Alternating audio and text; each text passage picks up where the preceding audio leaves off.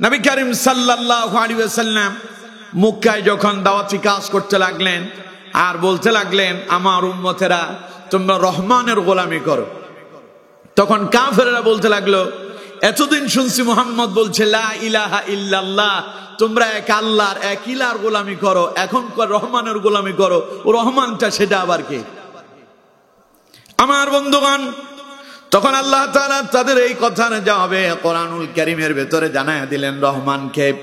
আল্লাহ পাক বলছেন আর রহমানু আল্লামাল কুরআন খালাকাল ইনসানা আল্লামাহুল বায়ান। পড়েন আল্লাহু আকবার। আল্লাহ পাক বলছেন আর রহমান, তিনি দয়ালু, তিনি রহমান। আল্লামাল কোরআন, যিনি শিক্ষা দিলেন কোরআন। খালাকাল ইনসান, যিনি সৃষ্টি করেছেন মানুষ। আল্লামাহুল বায়ান, এবং শিক্ষা দিলেন তার ভাষা। সুবহানাল্লাহ। অনেকে তাইলে রহমান হলেন তিনি, যিনি দয়া করে আমাদেরকে সৃষ্টি করেছেন, দয়া করে কথা বলা শিখিয়েছেন।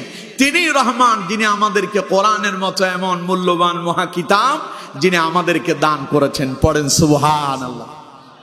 তাহলে সেই রহমানের বান্দা কারা? পৃথিবীতে যত মানুষ আছে, মানবের ভেতরে কয়েক শ্রেণীর মানুষ আছে। যেমন মুমিন আছে, মুসলমান আছে, কাফের আছে, ইহুদি আছে, নাসারা আছে, খ্রিস্টান আছে, হিন্দু আছে, বৌদ্ধ আছে, বহু ধর্মের মানুষ আছে। তাম পৃথিবীতে যত ধর্ম বর্ণের মানুষ আছে সব হলো আল্লাহ তাআলার বান্দা। সব আল্লাহ তাআলার কি? বান্দা। তবে আল্লাহ তাআলা বলছেন এই বান্দাদের মাঝে কিছু আছে রহমানের বান্দা, স্পেশাল বান্দা, এগুলো আল্লাহর অনুগ্রহের বান্দা। সুবহানাল্লাহ। কোন মাঝে মধ্যে আমরা বলি না যে তোর প্রতি আমি দয়া করছি, অমুকের প্রতি অমুকে দয়া করছে, এহসান করছে, এমন কথা বলেন না? আল্লাহ তাআলা কয় তাম পৃথিবীতে যত আল্লাহর বান্দা আছে তার ভেতরে কিছু হচ্ছে দয়াময় আল্লাহর বান্দা। সুবহানাল্লাহ। কয় না কে? দয়াময় আল্লাহর বান্দা কারা, রহমানের বান্দা কারা, তাদের পরিচয় আল্লাহ পাক তুলে ধরেছেন। আপনারা কি শুধু আল্লাহর বান্দা হতে চান না রহমানের বান্দা হতে চান? দেখি তো রহমানের বান্দা কারা কারা হতে চান? লিল্লাহি তাকবীর, লিল্লাহি তাকবীর। হাত নামান, আল্লাহ আমাদের হাতগুলো কবুল করেন। রহমানের বান্দাদের টোটাল 12টি গুণ আল্লাহ তাআলা এই সূরার ভেতরে বর্ণনা করেছেন। রহমানের বান্দা যারা হবে তারা ডাইরেক্ট আল্লাহর জান্নাতের মেহমান হবে। সুবহানাল্লাহ। তবে আমি সব আয়াত পড়ি নাই, কারণ আপনাদের যে অবস্থা, রাত যেহেতু বেশি হয়েছে তাই অর্ধেক তিলাওয়াত করছি। তারপরেও একদম শেষ পর্যন্ত আপনাদেরকে অনুবাদ হলেও শোনানোর জন্য চেষ্টা করব ইনশাআল্লাহ। দেখুন রহমানের বান্দার গুণ কি আল্লাহ তাআলা বলছেন।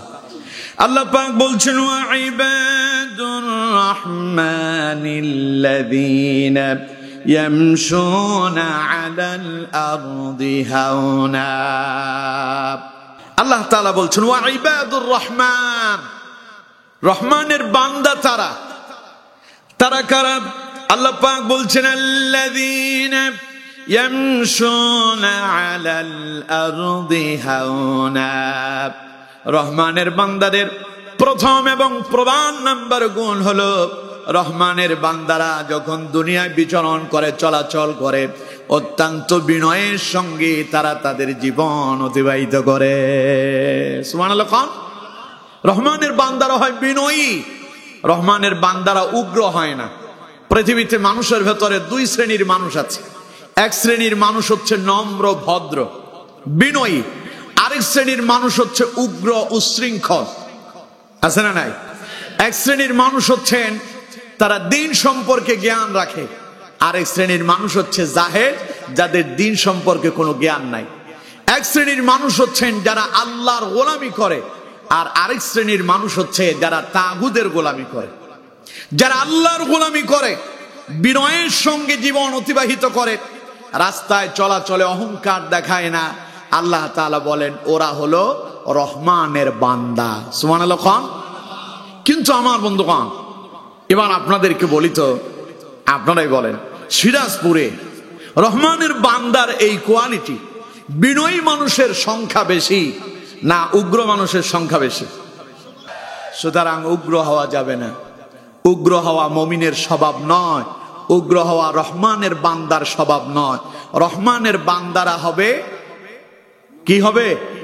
নম্র হবে, বিনয়ী হবে, বিনয়ের সঙ্গে চলাচল করবে। আমার বন্ধুগণ, এবার যারা টাকার পাওয়ারে মানুষকে মানুষই মনে করেন না, নেতার পাওয়ারে মানুষকে মানুষই মনে করেন না, ক্ষমতার বাহাদুরির কারণে আপনার কাছে মানুষকে মানুষই মনে হয় না, আপনার ব্যাপারে আল্লাহর কোরআনের ঘোষণা কি শোনেন।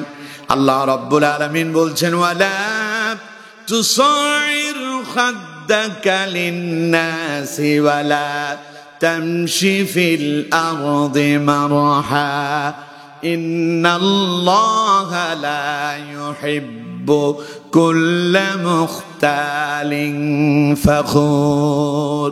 পড়েন আল্লাহু আকবার। আল্লাহ তাআলা বলছেন, ওয়ালা তুসাইরু খাদ্দাকা লিন্নাস, খবরদার অহংকার করে মানুষকে অবজ্ঞা করো না। ওয়ালা তামশি ফিল আরদি মারহা, আর জমিনের ভিতরে অহংকার করে পদাচরণ করো না। আল্লাহ তাআলা বলেন, আমার বান্দা জেনে রাখো, ইন্নাল্লাহা লা ইউহিব্বু কুল্লা মুখতালিন ফখুর। আল্লাহ পছন্দ করেন না তাদেরকে অহংকার করে যারা চলে। যারা অহংকার দেখায় তারা আল্লাহর বন্ধু না শত্রু? সবাই বলেন আল্লাহর বন্ধু না শত্রু? সর্বপ্রথম অহংকার যে দেখিয়েছিল তার নাম হলো ইবলিস, শয়তান। তার নাম কি? আরো জোরে বলেন কি? অহংকার কি দেখালো? আল্লাহ বললেন, সমস্ত ফেরেশতাদেরকে বললেন, আমার ফেরেশতারা আমার আদমকে সিজদা করে। আল্লাহ অর্ডার করতে দেরি, আল্লাহ তাআলা বলেন ফাসাজাদু, সব ফেরেশতারা সিজদায় অবনত হয়ে গেল, ইল্লা ইবলিস, খালি একজন করে নাই। ওর নাম আল্লাহ জিজ্ঞাসা করলেন, কিরে ইবলিস, কেন তুই আদম রে সিজদা করলি না? ইবলিস কয়, কেমনে আমি আদম রে সিজদা করি? তুমি আমারে বানালা মাটি দিয়া, আমারে বানালা আগুন দিয়া, আর আদম রে বানালা মাটি দিয়া। মাটি সব সময় নিচেই থাকে, আগুন সব সময় উপরের দিকে যায়। এই জন্য আমি আগুন কি করে মাটির কাছে মাথা নত করি, এই জন্য আমি তার প্রতি সিজদায় অবনত হলাম না। আল্লাহ তাআলা বলেন, তাহলে ওই ইবলিস শুনে রাখ, তুই যেহেতু আমার আদেশকে অমান্য করলি, সুতরাং এখন আর আমার আসমানে থাকার তোর কোনো অধিকার নাই। আল্লাহ তাআলা ইবলিসকে আসমান থেকে বিতাড়িত করে দিলেন। অপরাধ কয়টা? ছোট্ট অপরাধ, খালি সিজদা দেয় নাই। কিসের কারণে? কথা কয়েন না কেন? কিসের কারণে? অহংকারের কারণে। আপনার ভেতরে যদি অহংকার থাকে, নামাজ পড়েন কাজ হবে না, কোরআন পড়েন কাজ হবে না। কারণ অহংকার যারা করে আল্লাহ তাদেরকে পছন্দই করেন না। আল্লাহ যদি আপনারে পছন্দ না করেন, আপনার নামাজ রোজা কি আল্লাহর কাছে কবুল হবে নাকি? এই জন্য আমার বন্ধুগণ, দুনিয়ার জীবনটা এমন ভাবে পরিচালনা করতে হবে যাতে করে আল্লাহর প্রিয় বলে নিজেকে আল্লাহর কাছে কবুল করা যায়। ঠিক কিনা? নবী করিম সাল্লাল্লাহু আলাইহি ওয়াসাল্লাম হযরত আব্দুল্লাহ ইবনে উমর রাদিয়াল্লাহু তাআলা আনহুকে ডেকে বললেন, আব্দুল্লাহ ইবনে উমর চিনছেন তো? হযরত ওমর রাদিয়াল্লাহু তাআলা আনহু সন্তান, নাম কি? আব্দুল্লাহ। হযরত ওমরের সন্তানের নাম কি? সবাই বলেন, ওমরের সন্তানের নাম কি? আব্দুল্লাহ। আব্দুল্লাহকে ডেকে রাসূলুল্লাহ বললেন, আব্দুল্লাহ এদিকে আস। হযরত আব্দুল্লাহ রাসূলুল্লাহর কাছাকাছি এলেন। নবী করিম সাল্লাল্লাহু আলাইহি ওয়াসাল্লাম হযরত আব্দুল্লাহ ইবনে ওমরের দুই কাঁধে হাত দিলেন। তার মানে ভালোবাসা। কি? সবাই বলেন কি? মাঝে মধ্যে দেখবেন আপনারা বাচ্চাদেরকে আদর করে কাঁধের উপরে হাত দেন, কান টেনে কাছে নিয়ে আসেন, এগুলো হলো ভালোবাসা। এগুলো কি? কথা বলেন, এগুলো কি? ভালোবাসা। নবী করিম সাল্লাল্লাহু আলাইহি ওয়াসাল্লাম আব্দুল্লাহ ইবনে ওমরের কাঁধের উপরে দুই হাত রাখলেন। রেখে আব্দুল্লাহ ইবনে ওমরকে বললেন, কুন ফিদ দুনিয়া কান্নাকা গরীবুন আও আবিরু সাবিল। ও আব্দুল্লাহ ইবনে ওমর, দুনিয়ার মাঝে এমন ভাবে চলাচল করো যেন তুমি একজন মুসাফির হয়ে এসেছো। পড়েন সুবহানাল্লাহ। মুসাফির বোঝেন? কথা কয় না মুসাফির বোঝেন?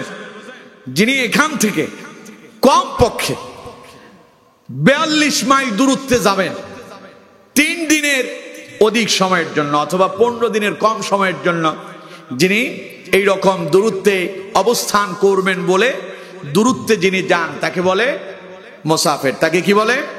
জোরে বলেন, তারে কি বলে? মুসাফির। মুসাফির যখন আপনার এলাকায় আসে, ওই মুসাফির কি আপনার এলাকায় চলাচলের সময় দাম্ভিকতার সাথে চলে? কথা কন না কেন? দাম্ভিকতার সাথে চলে। কারণ সে এসেছে সামান্য সময়ের জন্য। যখন তার দায়িত্ব হয়, তার চিন্তা ভাবনা থাকে সবার মন জয় করে তারে চলতে হবে, কারণ তার বাড়ি দূর দেশে। যেমন আমাদের দেশের অসংখ্য ছেলেরা প্রবাসে আছে, আছে না? আপনাদের এই সিরাজপুরের ছেলেবেলেরা প্রবাসে নাই? প্রবাসে থাকার পরে তাদের অবস্থা কি হয়? সেখানে গিয়ে নেতাগিরি চলে। কথা কন না কেন? নেতাগিরি চলে। এখানে আসলে দেখবেন পারফিউম মেখে রাস্তায় চলতেছে, উনি আমেরিকায় থাকে, ভাবসাবই আলাদা। সেখানে গিয়া দেখেন আমেরিকাতে তার কোনো ভাবই নাই, আবার সাপ থাকবে তো বরের কথা। কারণ তিনি সেখানকার জন্য প্রবাসী, অর্থাৎ তিনি মুসাফিরের মতোই থাকেন। বাড়িতে আসলে সেজে গুজে সিস্টেম মতো চলেন, ঠিক কিনা? তার মানে দূর দেশে গেলে নিজের ছোট মনে করতে হয়। নবী করিম সাল্লাল্লাহু আলাইহি ওয়াসাল্লাম হযরত আব্দুল্লাহ ইবনে ওমরকে বললেন, হে আব্দুল্লাহ, কুন ফিদ দুনিয়া কান্নাকা গরীবুন আও আবিরু সাবিল। দুনিয়াতে এমন ভাবে চলো যেন তুমি একজন প্রবাসী, তুমি একজন মুসাফির।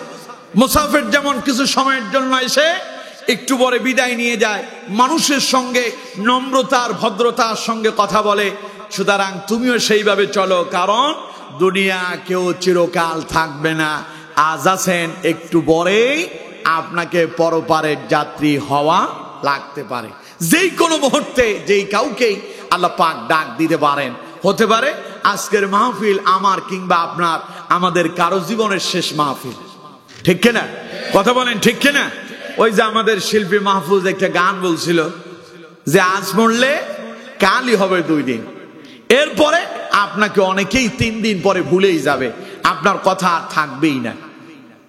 সুতরাং আমার বন্ধুগণ, মানুষ যেমন মুসাফিররা আসে 2-4 দিন পরে সেখান থেকে হারিয়ে যায়, ঠিক তেমনি ভাবে দুনিয়াতে আমরা আসছি মুসাফিরের মতোই আছি।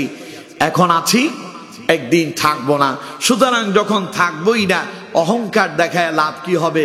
বিনয়ের সঙ্গে চলতে পারলেই আল্লাহ তাআলার প্রিয় বলে বিবেচিত হওয়া যাবে। এজন্য আমার বন্ধুগণ, রহমানের বান্দা যারা, তারা উগ্র হয় না, তারা উশৃঙ্খল হয় না। রহমানের বান্দারা কি হয়? সবাই বলে না, রহমানের বান্দারা কি হয়? বিনয়ী হয়। এটা রহমানের বান্দাদের প্রথম এবং প্রধান নাম্বার তাদের গুণ। কে বলেছেন? আরো জোরে বলেন, কে?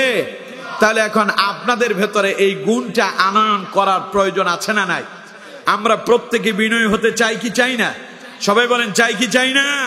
বিনয়ের সঙ্গে জীবন অতিবাহিত করতে হবে। আল্লাহ তাআলা আমাদেরকে বিনয়তার সঙ্গে, নম্রতার সঙ্গে জীবন অতিবাহিত করার তৌফিক দান করুন। পড়ুন আমিন।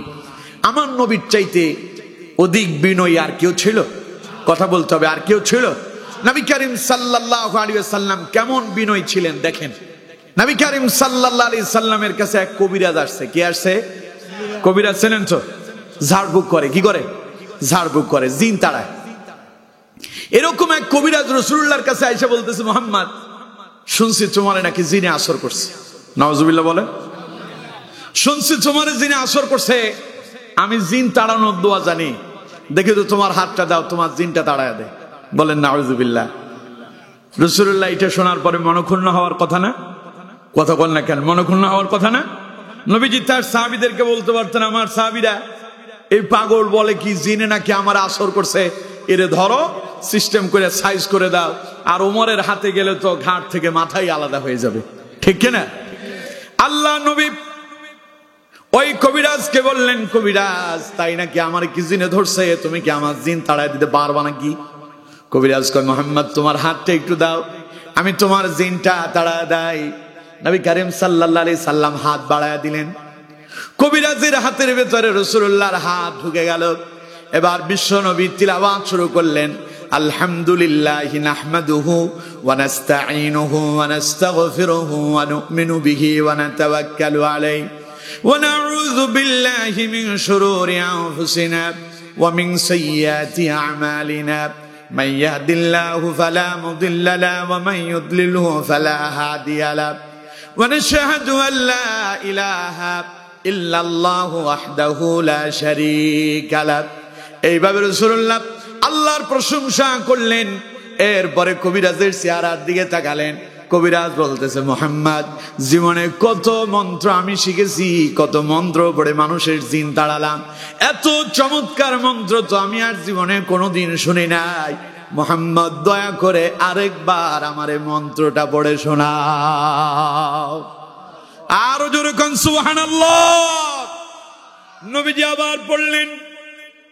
কবিরাজ বলল, মুহাম্মদ, মনটা জুড়ায় গেল, হৃদয়টা আমার নরম হয়ে গেল, এত চমৎকার কোন মন্ত্র জীবনে আমি আর কোনোদিন শুনি নাই। মুহাম্মদ, দয়া করে আরেকবার আমারে শোনাও। নবীজি আবার শোনালেন। কয়বার হলো? সবাই বলেন কয়বার? রাসূলুল্লাহ 3 বার শোনানোর পরে এবার কবিরাজ বলতেছে, মুহাম্মদ, মনে করছিলাম তোমার জিনে আসর করছে, আসলে তোমার জিনে আসর করে নাই, জিন তো আমার আসর করছে। দয়া করে এই মুহূর্তে তুমি আমার জিনটা তাড়া দাও আর আমারে পড়া দাও লা ইলাহা ইল্লাল্লাহু মুহাম্মাদুর রাসূলুল্লাহ। পড়েন সাল্লাল্লাহু আলাইহি ওয়াসাল্লাম। আমার বন্ধুগণ, নবীজির বিনয়তা দেখি, যে কবিরাজ এসেছে রাসূলুল্লাহর জিন তাড়ানোর জন্য, শেষ বেলায় সে বলল, মুহাম্মদ, আমি বুঝতে পারছি জিন আপনার আসর করে নাই, আমারে জিন আসর করছে। দয়া করে আপনি আমার জিন তাড়া দেন আর আমারে কালেমা পড়ায় মুসলমান বানায় দেন।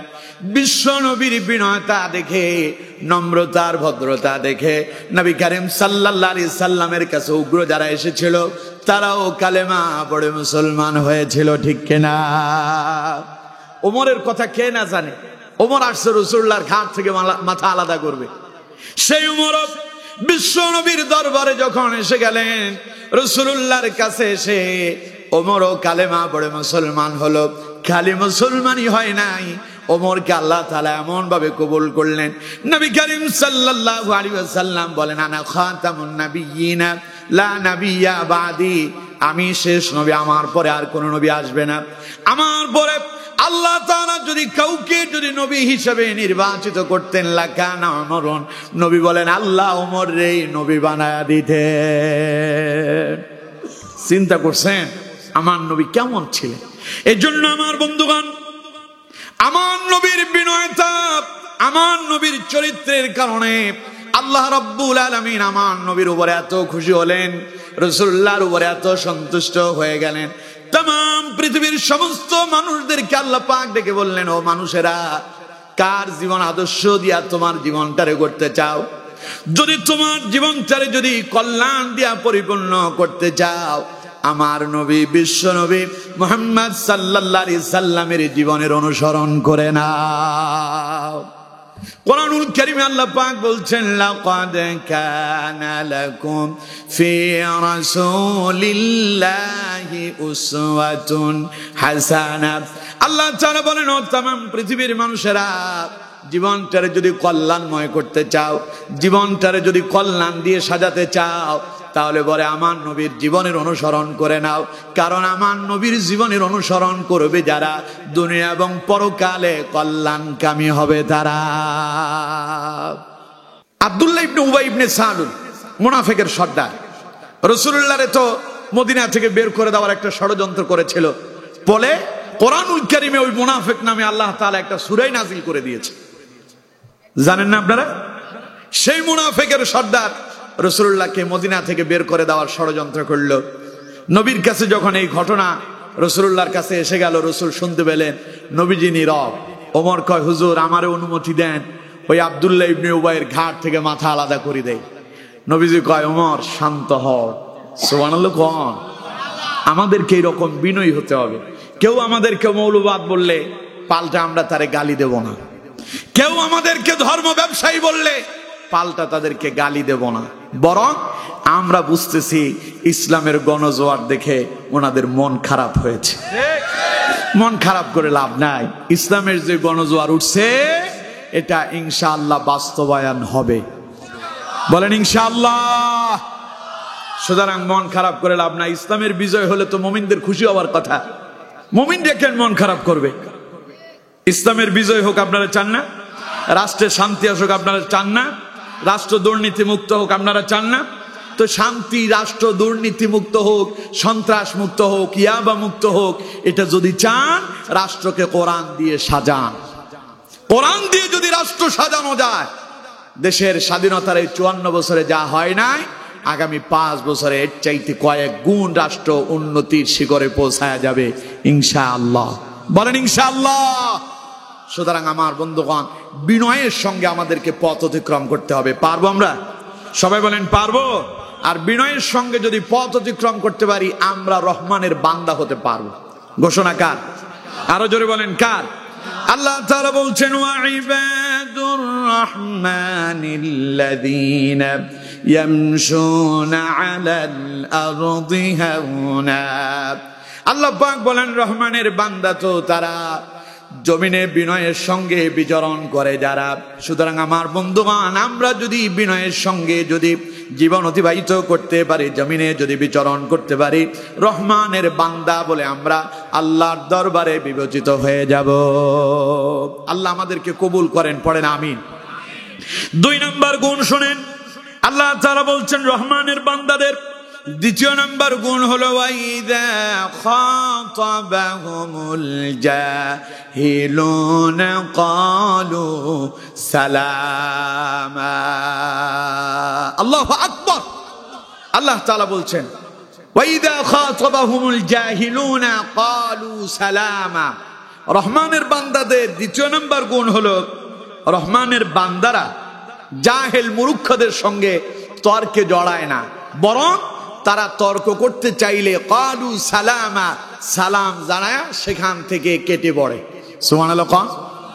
এবার আপনাদেরকে বলি, আমাদের দেশে চায়ের দোকানের ভেতরে মাঝে মধ্যে কিছু বিশিষ্ট ইসলামী চিন্তাবিদ পাওয়া যায়, ঠিক কিনা? বিশিষ্ট মুফাসসিরে কোরআন, ঠিক কিনা? আমাদের চায়ের দোকানগুলোতে মাঝে মধ্যে কিছু আপনার মূর্খ শিক্ষিত পাওয়া যায়। আমাদের চায়ের দোকানগুলোতে মাঝে মধ্যে কিছু দেশের প্রেসিডেন্টও পাওয়া যায়। ভাবসাবি আলাদা। ইমাম সাহেব মসজিদে একখান ওয়াজ করছে, উনি আইসা ইমামের ভুল ধইরা চায়ের দোকানে বৈশাখ তিনি আবার নতুন করে ওয়াজ শুরু করছে। এরকম আছে না নাই? ইমাম সুদের বিরুদ্ধে বলল, উনি আইসা বলতেছে, আমাকে ইমাম সাহেব সুদের বিরুদ্ধে কইছে, ইমিয়ার কথাই কোন ঠিক হইছেন, ঠিক কিনা? ইমাম যখন ঘুষের বিরুদ্ধে বলে, উনি চায়ের দোকানে বসে কয়, ইমাম সাহেব ঘুষের বিরুদ্ধে যে কথা ইন করছে ঠিক হয়েছে, ইন তো রাজনীতি হয়ে গেছে, ঠিক কিনা? কথা বলেন ঠিক কিনা? এই জাতের কিছু বিশিষ্ট ইসলামী চিন্তাবিদ আপনাদের এলাকার চায়ের দোকানগুলোতে নাই। আরো জোরে বলেন আছে না নাই? আমার দেশের লোকজন কয়, বোম মাইলে আলী বার হইতো না, হাতের ভেতর চুনো বড় বড় কথা বার, ঠিক কিনা? হাতে ইমামের বুল ধরে, হাতের মাহফিলের সামনে আইনা মাইক ধরা দেন, আউযুবিল্লাহ বলার আগে কাপড় চোপড় নষ্ট হয়ে যাবে। এইরকম বিশিষ্ট ইসলামী চিন্তাবিদরা চায়ের দোকানে বসে, সকাল বেলায় আসে, দুপুর বেলা যায়, আবার বিকেল বেলা আসে, রাত 12টায় যায়। চায়ের দোকানে বসে দুনিয়ার যত আজে বাজে কথা আছে, এমন কোন কথা নাই যা তার মুখ থেকে শোনা যায় না। কার বাড়িতে কি হয়েছে, কার মেয়ে কার সঙ্গে ভাগলো, একেবারে সকাল বেলার নিউজ আপডেট সংবাদ ওর কাছ থেকে শোনা যাবে। আর চায়ের দোকানে বৈশা একটা মাদ্রাসার ছেলে আসছে, চায়ের দোকানে আসলো, ওর হয়তো একটা পাউরুটির দরকার হয়েছে, কিংবা কোনো একটা জিনিস কিনতে আসছে। দোকানে ঢুইকা দোকানদারকে বললো যে, ভাই আমার একটা কেক দেন। তো দোকানদার কেক দিল, ছেলেটা কেকটা নিয়ে আস্তের উপর বের হয়ে চলে গেছে। ছোট মানুষ তো একটু শর্মিন্দা। তো এখন চায়ের দোকানে বসে থাকা বিশিষ্ট ইসলামী চিন্তাবিদ উনি বলতেছে, এরে এটা আঙ্গো আব্দুল করিমের হুতনরে কয়, হ্যাঁ তোমার হাতে বলে হুঞ্চি ওলাইগে বলে মাদ্রাসা হয়, এত তো দেয়ের সালাম কালাম নাই, এত বেয়াদবে না হইছে, কথা কয় না কে? এরকম আছে না নাই? ছেলে এই কথাটা শুনছে, ছেলে আসলে সম্মান দিতে গিয়া, ছোট মানুষ তো ভয়, চায়ের দোকানে ঢুকিয়া একটা কেক নিয়ে বাইরে চলে গেছে। এখন বিশিষ্ট ইসলামী চিন্তাবিদ কি কইল, বেয়াদবে না, আমার এতে তো সালাম কালাম শিখে না, কি এর মাদ্রাসা থ। এই ছেলে এই কথাটা শুনছে, শুই না বাড়িতে যায় মেজাজ খারাপ হয়ে গেছে, টুপি টুপি খুলে, পাঞ্জাবি টাঞ্জাবি খুলে ফেলাই দিছে। বাপ কয়, কিরে ছেলে আব্বু মাদ্রাসায় যাবি না? আর জীবনে মাদ্রাসার কাছেই যাব না। কেন যাবি না, কি হয়েছে? কয় না, মানুষের যন্ত্রণায় মাদ্রাসা যাইতাম, হারিয়ে না। ছেলে এটা করলো কি, যেই ছেলে গতকাল মাথাটা নিচু করে দিয়ে চায়ের দোকানে ঢুইয়া একটা কেক নিয়ে চলে গেছে, ওই ছেলে পরের দিন আবারও চায়ের দোকানে আসছে। কিন্তু আজকে যখন আসলো, আসার সময় মাথায় টুপি নাই, গায়ে পাঞ্জাবি নাই, ও একটা প্যান্ট পরছে, একটা শার্ট গায়ে দিয়া বুতাম খুলে দিয়া চায়ের দোকানে ঢুইয়া এইভাবে করে একটা ঝাড়া দিয়া বলতেছে, এই চার দোকানদার, একটা গোল্ড লিপ সিগারেট দাও। কি কয়? একটা গোল্ড লিপ সিগারেট দাও। বিশিষ্ট ইসলামী চিন্তাবিদ সেখানে বসা, কিরে টাঙ্গু করিমের হুতনো, হ্যাঁ ওগুলাইকে তো বালা আছিল। কি কয়? ও মা এত তো ওগুলাইকে তো বালা আছিল, খারাপ হয়েছে কোন দিন? ইয়ান আবার হাতে শুনছে, ইয়ান আবার হাতে এতে কয় বালা তো আছিলাম, আমি গুলা খাচ্ছি। ওরে বাপ রে বাপ, পাশের এখন চুপ থাক, এদের মেজাজ খারাপ। এই যে হোলাইকে যে খারাপ হয়েছে, কিল্লে হয়েছে ওই যে বিশিষ্ট ইসলামী চিন্তাবিদ। যদি বলতো কিরে এটা আমাদের আব্দুল করিমের ভূত ন, কইতেছে হ্যাঁ হ্যাঁ, ছেলেটা মাদ্রাসায় পড়ে না, মাথায় টুপি দিছে, পাঞ্জাবি গায়ে দিছে, খুব ভালো মাশাআল্লাহ। এই ছেলে যাওয়ার সময় বলতো দাদা আসসালামু আলাইকুম, ঠিক কিনা? দেখা হইলে দিত সালাম। কিন্তু ওই যে বিশিষ্ট ইসলামী চিন্তাবিদদের দোকানে বসে অনর্থক ফাহিশা কথা বলার কারণে এই ছেলে ভালোটাও খারাপ হয়ে গেছে। এইরকম আমাদের দেশে বহু ছেলে পেলে ভালো হয়ে চলতে পারে না, দোকানে বসে থাকা কিছু কুচক্রী মহলের লোকদের কারণে। কথা কন ঠিক কিনা? ছেলে একটা মাথায় টুপি দিছে, নিজের ছেলে তো আকাম কুকাম করে বেড়ায়, আরেকজনের ছেলে ভালো চলে, ওনার এটা সহ্যই হয় না। মসজিদে ছেলেপেলেরা নামাজ পড়তে গেলে ওনার গায়ের ভিতরে আগুন ধরে যায়। এই কি রে, তোকে বাপ মা নাই, মসজিদে কেন আইস? তোকে মতো থাকতে তো আমরা মসজিদের কাছেও আই না। অথচ আমার বন্ধুগণ, নবী করিম সাল্লাল্লাহু আলাইহি ওয়াসাল্লাম তিনি যখন নামাজে দাঁড়াতে, রাসূলুল্লাহ সেজদায়, রাসূলুল্লাহ কি সবাই বলেন নবীজি কোথায়? সেজদায়। নবীজির নাতি ইমাম হুসাইন রাদিয়াল্লাহু তাআলা আনহু তখন ছোট, রাসূলুল্লাহর ঘাড়ের উপর উঠে গেছে। নবীজি সেজদায়, হযরত ইমাম হুসাইন রাদিয়াল্লাহু তাআলা আনহু ঘাড়ের উপর উঠা ঘোড়া চালাইতেছে টকবক করে। রাসূলুল্লাহর বাবরি চুল ছিল, মাথায় পাগড়ি ছিল, পাগড়ি ধইরা ঘাড়ের উপরে বৈশা টকবক টকবক করতেছে। নবীজি সেজদা থেকে উঠে না যতক্ষণ পর্যন্ত হুসাইন রাদিয়াল্লাহু তাআলা আনহু নবী করিম সাল্লাল্লাহু আলাইহি সাল্লামের ঘাট থেকে নিজে না নেমেছেন, ততক্ষণ রাসূলুল্লাহ সেজদা থেকে উঠেন নাই। সুবহানাল্লাহ। আল্লাহ নবী সেজদা থেকে মাথা উঠালেন, নামাজের সালাম ফেরালেন, নামাজ শেষ করে হযরত ইমাম হুসাইন রাদিয়াল্লাহু তাআলা আনহুকে রাসূলুল্লাহ কাছে টানলেন, কপালে চুমু খেলেন আর বললেন আনতা রাইহানাতি, নাতিরে তুই তো আমার খুশবু, তুই তো আমার সুঘ্রাণ। সুবহানাল্লাহ। আমার বন্ধুগণ, সেই নবীর উম্মত আমরা। নামাজে যদি একটা ছেলে একটু জোরে যদি কথা বলে অথবা মসজিদের ভেতরে হাসি দিয়ে বসে, ইমাম সাহেবের পেছনে দাঁড়ানো সভাপতির মেজাজ এমন খারাপ হয়েছে, তিনি তো মসজিদের সভাপতি, এমন বিশাল বড় একখান গাইল মারছে, মসজিদের ভেতরের পুরা পরিবেশটারে নষ্ট করে দেয়। ঠিক কিনা? জোরে বলেন ঠিক কিনা? ওই ছেলে হাসি দিয়া যতটুকু না অপরাধ করছে, আপনি বুঝের মানুষ গালি দিয়া এর চাইতে বড় অপরাধ করছে। এই রকমের কিছু শয়তান আমাদের দেশে আছে না নাই? তো সুতরাং এগুলো বিশিষ্ট ইসলামী চিন্তাবিদ, নিজের বহু কিছু মনে করে, আসলে কিছুই নাই। অথচ আমার বন্ধুগণ, আল্লাহ তাআলা বলছেন ওয়াল্লাযীনা হুম আনিল লাগবি মুরিদুন। আল্লাহ পাক বলেন সফল মুমিনেরা অনর্থক কথা বলে না, ফাহিশা কথা বলে না, মন্দ কথা বলে না। মন্দ কথা যেখানে মুমিন যায় না সেখানে। ঠিক কিনা? এজন্য নবী করিম সাল্লাল্লাহু আলাইহি ওয়াসাল্লাম বলছেন আল্লাহর কাছে সবচাইতে প্রিয় জায়গার নাম মসজিদ, আর সবচাইতে খারাপ জায়গার নাম হলো বাজার। নবী করিম সাল্লাল্লাহু আলাইহি ওয়াসাল্লাম বলেন আহাব্বুল বিলাদি ইলাল্লাহি মাসাজিদুহা ওয়া আবগাদুল বিলাদি ইলাল্লাহি আসওয়াকুহা। নবীজি বলেন আল্লাহর কাছে সবচাইতে প্রিয় জায়গার নাম হলো মসজিদ, আর সবচাইতে খারাপ জায়গার নাম আরো জোরে বলেন খারাপ জায়গার নাম। এখন কন্ত মসজিদে মানুষ বেশি না বাজারে বেশি? তার মানে খারাপ জায়গায়, খারাপ জায়গায় মসজিদে তো সারা সপ্তাহে যাই না, জুমার দিন 2 রাকাত পড়া ইমাম সালাম ফিরালে মুসল্লিদের ঘাড়ের উপরে লাফ জাপ দিয়া কত তাড়াতাড়ি বের হবে তার প্রতিযোগিতা শুরু হয়ে যায়। কথা বলেন না কেন? মনে হয় যে মসজিদ তার জন্য একখানা আযাবের জায়গা। অথচ নবী করিম সাল্লাল্লাহু আলাইহি ওয়াসাল্লাম বলছেন, যেই ব্যক্তি নামাজের জন্য মসজিদে ঢুকে ওযু অবস্থায় যতক্ষণ মসজিদে অপেক্ষা করে ততক্ষণ পর্যন্ত আল্লাহ তাআলার একদল রহমতের ফেরেশতা তার জন্য দোয়া করতে থাকে।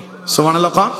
নবীজি বলেছেন ফেরেশতারা দোয়া করে, আল্লাহুম্মা গফির লাহু, আল্লাহুম্মা আরহামহু, আল্লাহ তুমি তোমার এই বান্দারে মাফ করে দাও, আল্লাহ তুমি তোমার এই বান্দার প্রতি রহম করো।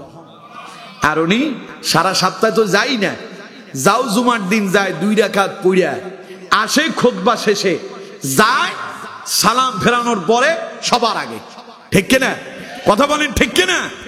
এবার বলেন তো কামটা যে করলো ওইটা কি ভালো হইলো? সবাই বলেন ভালো হলো। অথচ রাসূলুল্লাহ বলেছেন না, মুমিনের স্বভাব এটা নয়। মুমিনের সম্পর্ক হবে মসজিদের সাথে, বাজারে যাবে, প্রয়োজনে দোকানে যাবে, কাজ সেরে সেখান থেকে তাড়াতাড়ি ফিরে আসবে। কিন্তু আজ আমরা উল্টোটা ভালো পারি, আর যেটা করার দরকার সেটা থেকে আমরা দূরে থাকি। তার মানে বোঝা যায় আমরা রহমানের প্রিয় বান্দা হতে পারিনি। সুতরাং আমার বন্ধুগণ, রহমানের বান্দাদের 2 নাম্বার স্বভাব হচ্ছে ওয়াইদা খাতাবাহুমুল জাহিলুনা ক্বালু সালামা। ওরা মূর্খদের সাথে তর্কে জড়ায় না, বরং সালাম দিয়ে বিদায় হয়। সালাম দিয়ে কি হয়? বিদায় হয়। সুতরাং এই গুণটা আমাদেরকে অর্জন করতে হবে। পারবো তো ইনশাআল্লাহ? এই গেল 2টা। 3 নাম্বার শুনুন, আল্লাহ রাব্বুল আলামিন বলছেন, ওয়াল্লাযীনা ইয়াবিতুনা লিরাব্বিহিম সুজদান ওয়া কিয়ামা। রহমানের বান্দাদের 3 নাম্বার গুণ হলো, আল্লাহ পাক বলেন রহমানের বান্দারা রাত অতিবাহিত করে দাঁড়ায়া দাঁড়ায় আল্লাহর কিয়াম করে, আর সিজদায় অবনত হয়ে রাত তারা কাটায়া দেয়। সুবহানাল্লাহ। কোন ঘটনা কি? রহমানের বান্দারা দিনে মনে হয় ইবাদত করে না। কথা বলেন না কেন? করে না। তাহলে আল্লাহ রাতের কথা কেন বললেন? তার মানে রাতটা হলো স্পেশাল। রাতটা কি? আরো জোরে বলেন কি? দিন আল্লাহ তাআলা কেন দিলেন এবং রাত কেন দিলেন? এর পেছনে কারণ আছে না নাই? জোরে বলেন আছে না নাই? দিন সম্পর্কে আল্লাহ পাক বলছেন, ওয়াজআলনান নাহারা মাআশা। আল্লাহ পাক বলেন দিনটা আমি দিয়েছি মানুষের জন্য কর্ম উপযোগী করে। সারা দিন তুমি তোমার কর্মব্যস্ততায় থাকবে। যখনই সূর্য উদিত হয় দেখবেন যারা খেতে খামারে কাজ করে, কাদের ভিতরে তার একখান কোদাল নিয়ে, মাথায় একটা আপনার পাত্র নিয়ে জমিনে বেরিয়ে যায়। তার মানে সূর্য উদিত হলেই লোকজন তার কর্মে চলে যায়। ঠিক কিনা? দিন হয়েছে কর্ম উপযোগী। এটা যিনি করে দিয়েছেন তিনি কে? আরো জোরে বলেন কে? এবার রাত আল্লাহ কেন দিলেন? আল্লাহ তাআলা বলছেন, ওয়াজআলনা নাওমাকুম সুবাতা ওয়াজআলনাল লাইলা লিবাসা। আল্লাহ পাক বলছেন রাতটাকে আমি করলাম আবরণ স্বরূপ। কেন করলাম? যাতে করে ওয়াজআলনা নাওমাকুম সুবাতা, ওই রাতে যেন তোমরা আরামে ঘুমাতে পারো। সুবহানাল্লাহ। পড়ে রাত দিলাম দিনের ক্লান্তি দূর করার জন্য। রাত দিলাম তোমাদের সারা দিনের পরিশ্রম যা করেছো, রাতে ঘুমাবা, দেখবা সব ক্লান্তি দূর। সুবহানাল্লাহ। কয় না কে? আপনারা বলেন, রাত যখন হয় দিনের ক্লান্তি দূর করার জন্য, রাতে যদি না ঘুমান দিনের ক্লান্তি দূর হয়? কথা বলতে হবে, দূর হয়। একজন মানুষের রাতে ঘুম হলো না, দিনের বেলায় সে যদি সারাদিনও ঘুমায় রাতের ক্লান্তি যাবে না।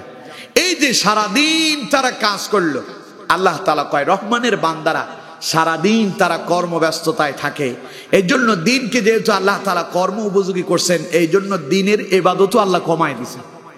দিনে নামাজ দিয়েছেন 2 ওয়াক্ত। দিনে কয় ওয়াক্ত? যোহর আর আসর, যোহর এবং আসর। আর রাতে দিলেন 3 ওয়াক্ত, মাগরিব, এশা এবং ফজর। কারণ দিনে তুমি কর্মে থাকবে, তোমার কর্মব্যস্ততা তোমাকে ব্যস্ত রাখতে পারে, যাতে করে তোমার এই কর্মব্যস্ততায় তোমার ব্যাঘাত সৃষ্টি না হয়। এই জন্য আল্লাহ কয় ইবাদতটারে কমায় দিলাম। রাত যেহেতু তোমার কোনো কাজ নাই, এর জন্য রাতে আমি আল্লাহ ইবাদতটারে বাড়ায়া দিলাম। সুবহানাল্লাহ কয় না কে? কিন্তু আমাদের অবস্থা হলো কি, দিনে তো আমরা নামাজ পড়ি না, রাতের কাছেই যাই না। অথচ আল্লাহ পাক বলছেন না, রহমানের বান্দারা দুনিয়ায় তারা চলাচল করে বিনয়ের সঙ্গে এবং তারা জাহেলদের সঙ্গে তর্কে জড়ায় না। এরপরে তারা আবার রাত্রিবেলায় ওয়াল্লাযীনা ইয়াবিতুনা লিরাব্বিহিম সুজদান ওয়া কিয়ামা, রাতটাকে তারা হেলায় কাটিয়ে দেয় না, সারাদিন কর্মব্যস্ততায় থাকে। এরপরে আবার রাত্রি যখন গভীর হয়ে যায়, রহমানের বান্দারা নামাজে দাঁড়ায়া যায়। তার মানে গভীর রাতে তারা তাহাজ্জুদ আদায় করে। কি আদায় করে? সবাই বলেন কি? কারণ রহমানের বান্দারা জানে রাত যখন গভীর হয়, আল্লাহ তখন দুনিয়ার আসমানে নাজিল হয়। সুবহানাল্লাহ পড়ে না কে? বুখারী, মুসলিম এবং তিরমিজির বর্ণনা। নবী করিম সাল্লাল্লাহু আলাইহি ওয়াসাল্লাম বলছেন, ইয়ানজিলু রাব্বুনা কুল্লা লাইলাতিন ইলাস সামাঈদ দুনিয়া হিনা ইয়াবকা থুলুসুল লাইলিল আখির মান ইয়াদউনি ফাস্তাজিব লাহু ওয়া মান ইয়াসআলুনি ফাউতিয়াহু ওয়া মান ইস্তাগফিরনি ফাআগফির লাহু। চিল্লায় কোন আল্লাহু আকবার। এবার একটু আস্তে কন্ত দেখি, আল্লাহু আকবার। উল্টান দে ভালো হয়েছে। হ্যাঁ, জোরে বলতে বললাম আর আস্তে বললেন, আর আস্তে বলতে বললাম আর জোরে বললেন। তার মানে এখনো আমরা উল্টো পথেই হাঁটতেছি, ঠিক কিনা? আস্তে বলছেন আর জোরে হয়েছে, তার মানে জোর তো আপনাদের এখনো আছে, ঠিক কিনা? কথা কয় না, ঠিক কিনা? তাহলে এবার জোরে একসাথে লাগায় এখন আল্লাহু আকবার। সিস্টেম কায়দা কানুন আমার জানা আছে তো। নবী করিম সাল্লাল্লাহু আলাইহি ওয়াসাল্লাম বলছেন, ইয়ানজিলু রাব্বুনা কুল্লা লাইলাতিন ইলাস সামাঈদ দুনিয়া হিনা ইয়াবকা থুলুসুল লাইলিল আখির। যখন রাতের 1/3 অর্থাৎ রাতের যখন 1/3 অবশিষ্ট থাকে, 4 ভাগের 3 ভাগ আছে, 1 ভাগ চলে গেছে। হাতে আছে কয় ভাগ? সবাই বলেন কয় ভাগ? 3 ভাগ আছে। তখন ইয়ানজিলু রাব্বুনা কুল্লা লাইলাতিন ইলাস সামাঈদ দুনিয়া, আল্লাহ তাআলা দুনিয়ার আসমানে নাজিল হয়ে যান।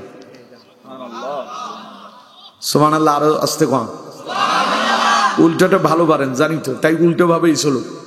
আল্লাহ কোন আসমানে আসে? কথা কয় না, কোন আসমান? দুনিয়ার আসমান, মানে প্রথম আসমান। এর উপরে আসমান আরো কয়টা? 6টা, এটা সহ 7টা। ওই 7 আসমানের উপরে আল্লাহ তাআলার আরশে আজিম। সুবহানাল্লাহ। সে আরশে আজিম থেকে আল্লাহ আসেন দুনিয়ার আসমানে। কোন তো এবার আল্লাহ বান্দা থেকে দূরে না কাছে? সুবহানাল্লাহ পড়ে। দুনিয়া থেকে আসমান পর্যন্ত যেতে সময় লাগে 500 বছর। এই পৃথিবীর সবচাইতে শ্রেষ্ঠ বিজ্ঞান নাসার বিজ্ঞান গবেষণা করে তারা চাঁদের দেশে যেতে সক্ষম হয়েছে। ইদানিং কালে শোনা যাচ্ছে ওরা নাকি চাঁদের দেশে জায়গা কিনছে। কার থেকে যে কিনছে আল্লাহই ভালো জানে। জায়গা কিনা সেখানে নাকি বাড়িঘর বানানোর চিন্তা ভাবনা করতেছে। হ্যাঁ, বাড়িঘর তৈরি করবে। এটা আমেরিকার জায়গা, ওইটা রাশিয়ার জায়গা, সিস্টেম মতো দখল করতেছে আর কি। পাগল জানে না যেখানে সেখানে বাড়ি বানানো যায় না, ঠিক কিনা? কথা কয় না, ঠিক কিনা? আমার বন্ধুগণ, এই নাসার বিজ্ঞান গবেষণা করে চাঁদে যেতে সক্ষম হয়েছে। তারা আরো চেষ্টা করলো আর একটু উপরে যাওয়া যায় নাকি। ওরা চিন্তা করলো উপরে যে আসমান দেখা যায় তা তারা ধরবে। আসমানে তারা যেতে চাইলো, কিন্তু তারা দীর্ঘ সময় অতিবাহিত করলো, আসমান পর্যন্ত যেতে সক্ষম হলো না। ফলে নাসার বিজ্ঞানীরা মন্তব্য করে বসেছে, যেহেতু আমরা আসমান পর্যন্ত যেতে পারি নাই, আসমান বলতে কিছু নাই, এটা হলো দুনিয়ার ছায়া। নাউজুবিল্লাহ বলেন। অথচ আল্লাহ তাআলা বলছেন এরকম আসমান একটা নয়, 7টা আছে। নাসার বিজ্ঞান যে আসমান ধরতে পারে নাই, ওই আসমান অতিক্রম করে একটা নয় 7 আসমান অতিক্রম করে আমাদের নবী, বিশ্ব নবী মুহাম্মদুর রাসূলুল্লাহ সাল্লাল্লাহু আলাইহি ওয়াসাল্লাম এই রজব মাসেই আল্লাহর আরশে আজিম পর্যন্ত গিয়া আল্লাহর সঙ্গে দিদারে আল্লাহ রাব্বুল আলামিন তাকে মগ্ন করেছিলেন। পড়েন সুবহানাল্লাহ।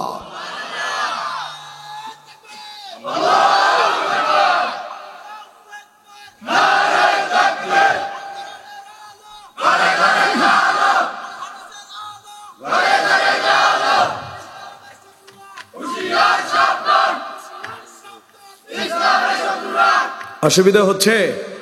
জোরে বলেন অসুবিধা হচ্ছে? সময় আর বেশি নেব না, অল্প সময় শেষ করবো ইনশাআল্লাহ। নাসার বিজ্ঞান বড় বিজ্ঞান, শ্রেষ্ঠ বিজ্ঞান, সাথে যেতে সক্ষম, এর উপরে যেতে পারে নাই। তাম পৃথিবীর সব মানুষ এই নাসার বিজ্ঞানকে সবচাইতে শ্রেষ্ঠ বিজ্ঞান বলে বিবেচিত করলো, অথচ তারা আমার রসুলকে দেখলো না। আমার নবীর উপরে কোন বিজ্ঞানী আছে?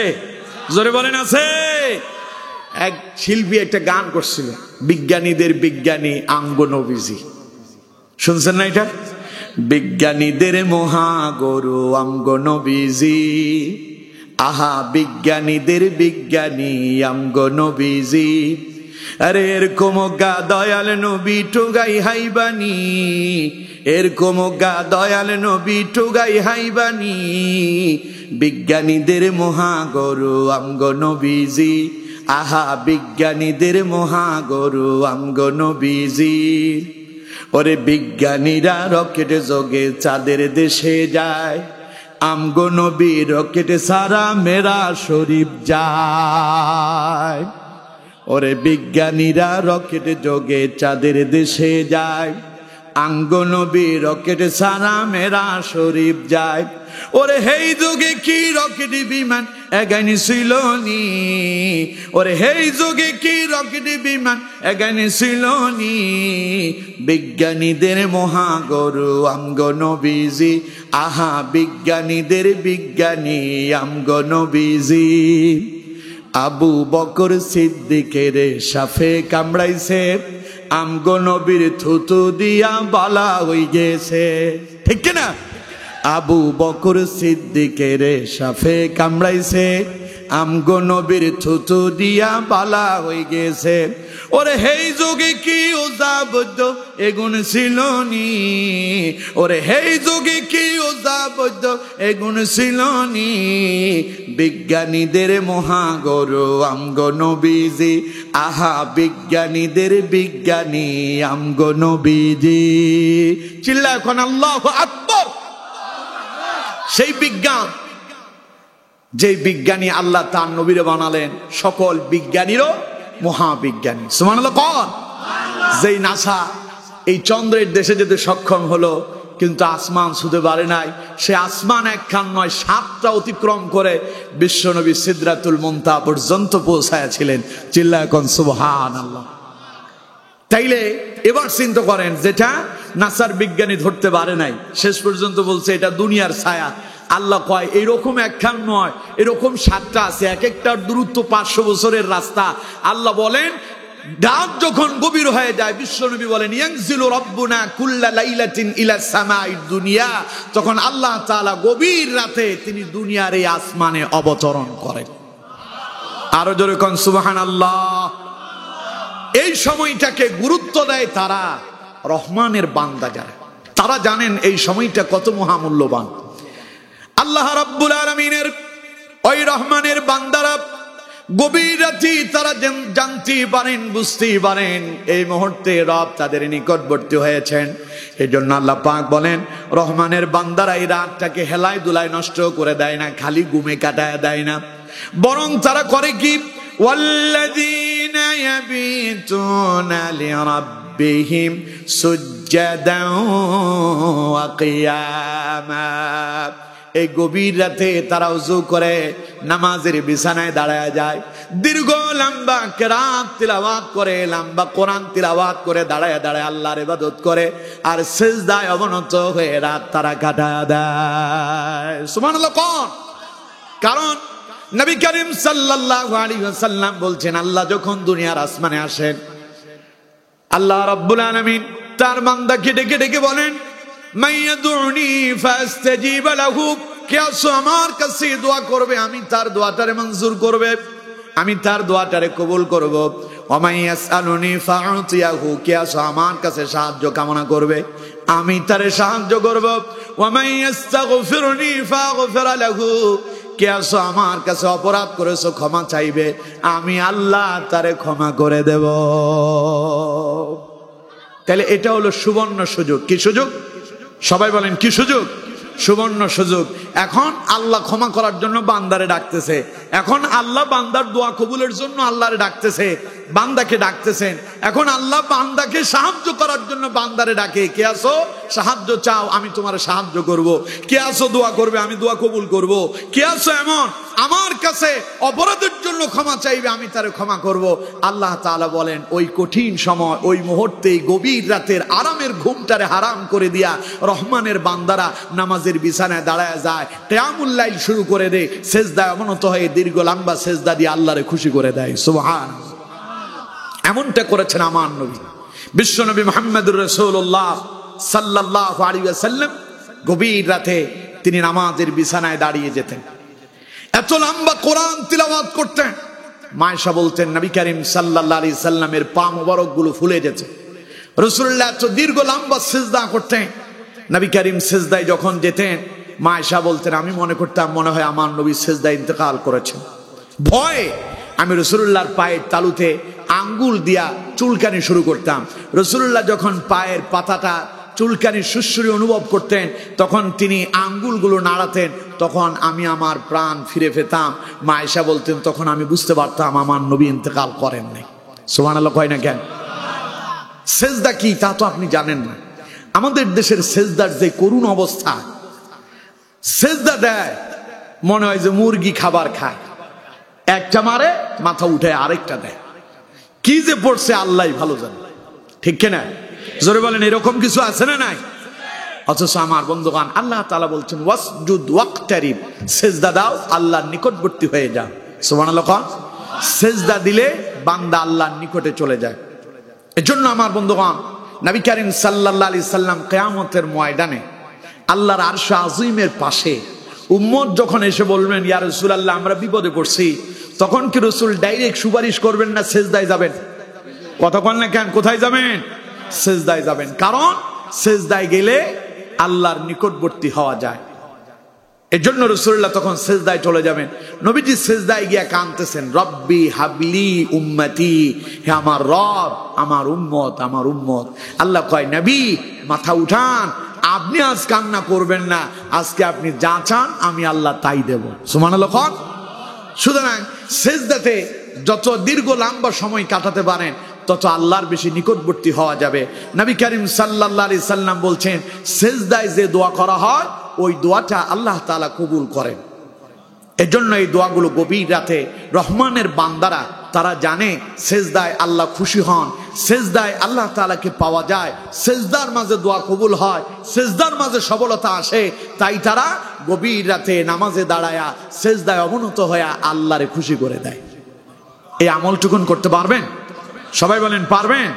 তাহাজ্জুদ পড়ে না এরকম লোক খুব কম নাকি? হ্যাঁ না, মনে হয় তো ওনারা তো সুপ সবাই। তাহাজ্জুদ পড়ে এইরকম মানুষ অনেক বেশি, হাতে গোনা। পুরো এই সিরাজপুরে দুই একজন পাওয়া যায় কিনা তাও সন্দেহ, ঠিক কিনা? পুরো সিরাজপুর ইউনিয়নে দুই একজন পাওয়া যায় কিনা তাও সন্দেহ আছে। অথচ এক সময় ছিল গভীর রাতে তাহাজ্জুদের ইবাদত চলতো। অনেকে কয় হুজুর আপনি তাহাজ্জুদের কথা কেন, আমরা ফজরই হই নিয়ে। সুতরাং বন্ধু আমার, এটা রহমানের বান্দাদের স্বভাব নয়।